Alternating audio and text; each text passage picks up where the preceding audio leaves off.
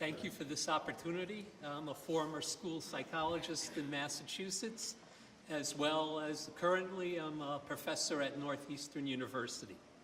And I am testifying in support of bills H497, H340, H418, S311, S294, and H3395. MCAS and other high school exit exams were implemented for two principal reasons: to reverse the supposed rising tide of mediocrity in our public schools, and to close the achievement gap between different groups of students.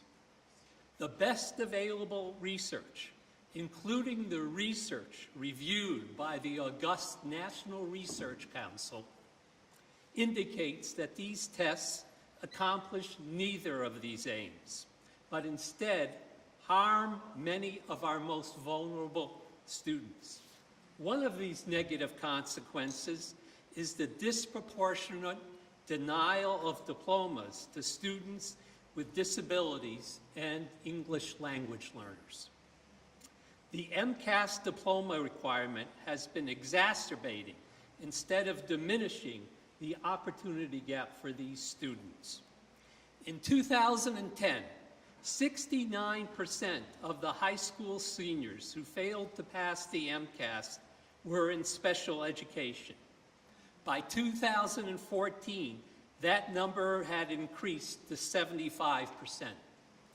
In 2010, only 11.5% of high school seniors who failed to pass the MCAS were English language learners.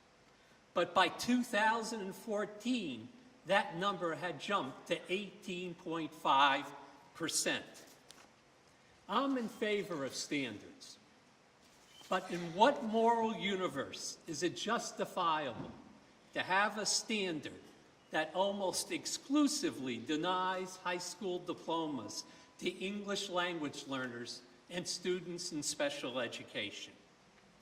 Although Massachusetts has an alternate assessment for students with disabilities, it is a dead end for almost all the students who take it.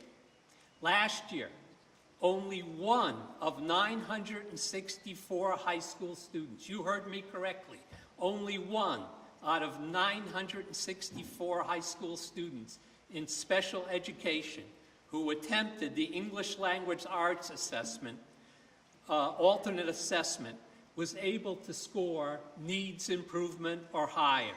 And only 3 of the 979 were able to pass the math version. Does those beeps mean my time's up? Yes. Oh, okay. All right. So the aforementioned bills will help prevent the unfortunate life-changing effects of the MCAS has had on so many students. Thank you. Again, I would ask you to please refrain from the demonstration. The next person we have signed up is Lindsay. Oh, pardon me, Mr. Kruger? Mr. Kruger, one moment. Are there any questions from any members of the committee? Yes. First, Senator L'Italian, and then Representative Tucker. First of all, thank you for giving some numbers and some context to this struggle. Have you submitted written testimony? I have it here, and how many copies should I submit? I have 20, so.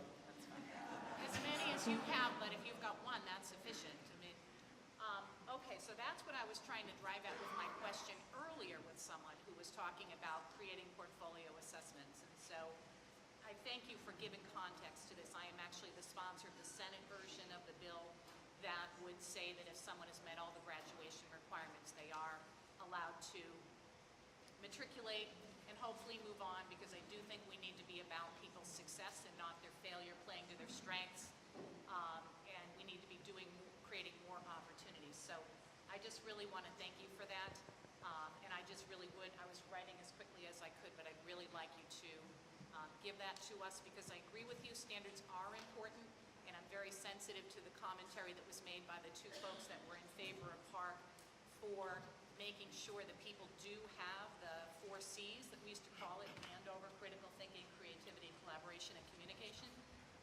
but I think having passage of a test be the sole determinant of your intellect really is a false assessment. I mean, I have 4 children. I have one that's a supreme test taker, but can't sustain himself day to day in his activities of school. I have one that had extreme anxiety, and she just graduated from MIT. But, you know, that anxiety reaches across all communities. It's not an urban issue, it's across the board. And I do think there are people that test well, again, but it's not necessarily an indicator of their future success, because we're thinking always in terms of the opposite, right? There are people that don't test well, but I think both things happen. We have people that don't test well that might be able to make the kind of accommodations through their verbal acuity, whatever it be, empathy, whatever other types of learning that they have to be able to kind of. So I just didn't want you to run off, because I just really want that testimony, and thank you very much. You're welcome. You made excellent points. In regard to the alternate assessment, why have an alternate assessment that virtually no one passes? How does that make any sense? Representative Tucker, I believe, had a question. One, Professor, if I assume correctly, and I suppose your students may agree, we need some type of testing. If we assume you're in favor of that, is there an instrument that can be developed that is something that shows us an accurate and timely measure of somebody that has passed at least the baseline, that we could use one instrument across the board? Or do we need to look at something that maybe is given in parts, depending on somebody's background? This is an important, complex question.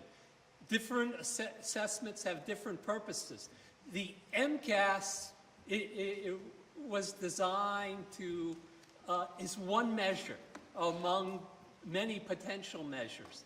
If we want a full picture of someone's academic functioning, we have to use multiple measures, because any one measure is flawed. One indicator. So as you were saying, one measure might be appropriate for one person and miss the boat with someone else. So these are valid and reliable measures perhaps for a group, but there's individuals in that group that it won't necessarily accurately measure what they can do. That's why it's all the professional associations, American Educational Research Association, the American Psychological Association, the National Association of School Psychologists, and others say, if you're going to make a high-stakes decision, you don't rely on one measure alone, because any one measure is flawed, and you really need to use multiple measures.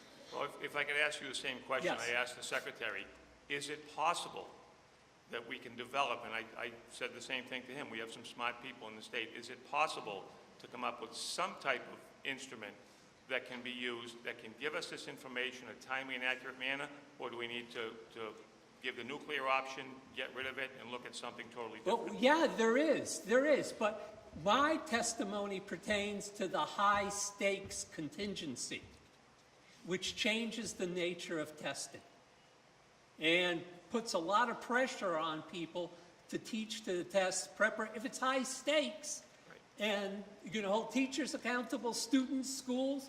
What are they going to do? They're going to focus in we would all do that, focus an inordinate amount of time on that. So in making it a high stakes test actually undermines the validity of the instrument, because the instrument was never designed for people to spend weeks or even months preparing for it. Then you don't know what you're measuring anymore. So it's a self-defeating approach.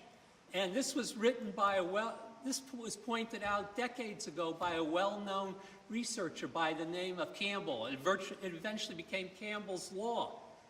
The more pressure, the higher stakes you put on one instrument, the less it measures what it's supposed to, and the more it corrupts the process. It's been shown over and over again. It's true with baseball, with home runs in the steroid era, because so much emphasis was placed on that, people began to cheat. And this has been going on for centuries. Thank you. Thank you. Seeing no further further questions, we will move to, thank you, Mr. Kruger. I think You're there are no welcome. further questions.